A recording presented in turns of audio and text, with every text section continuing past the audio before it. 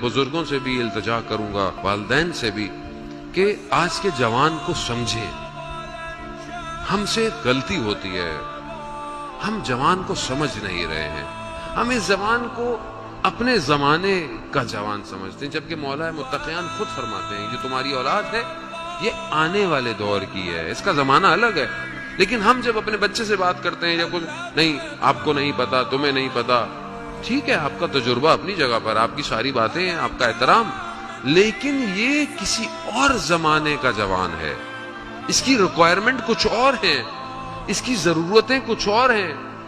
آج والدین بہت سارے اپنے بچوں کی باتوں کو، چاہے وہ بیٹیاں ہوں چاہے وہ بیٹے ہوں، ان کو اس طرح نہیں انڈرسٹینڈ کر پا رہے، تو آج جوان ڈپریشن کا شکار ہے۔ آپ یقین کریں، یہ حقیقت ہے، جوان ڈپریشن کا شکار ہے، اسے سمجھ میں نہیں آ رہا ہوتا کہ میں یہ کرنا چاہتا ہوں یا میں یہ کرنا چاہتا ہوں یا میں یوں سوچتا ہوں، چاہے وہ جوان بیٹیاں ہوں چاہے وہ جوان بچے ہوں۔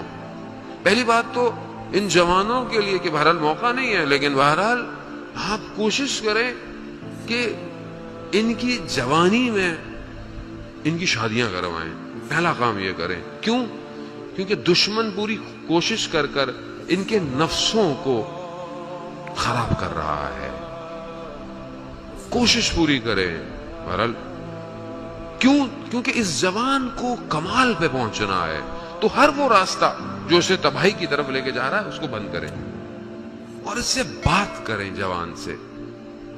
ڈپریشن کیوں ہے؟ کیونکہ دنیا کی بمبارڈمنٹ ہے، سوچوں کی، انفارمیشنز کی، خواہشات کی، چیزوں کی۔ ہم خود بچے کو بیٹا بڑے ہو گئے یہ بننا وہ بننا، نہ،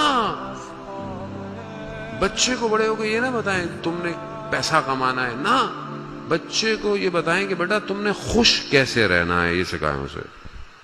تم نے انسان کیسے بننا ہے بیٹا، کوئی فرق نہیں پڑتا بیٹا، تم کچھ بھی بنو، تمہارا اخلاق اچھا ہونا چاہیے، تمہارے وجود سے کسی کو تکلیف نہیں ہونی چاہیے۔ یہ گفتگو کریں اس کے ساتھ، باہر نکالیں جوان۔ آج جوان نشے کیوں کر رہا ہے؟ نشہ کیا ہے؟ نشہ سکون دیتا ہے۔ کس کو سکون دیتا ہے؟ دماغ کو۔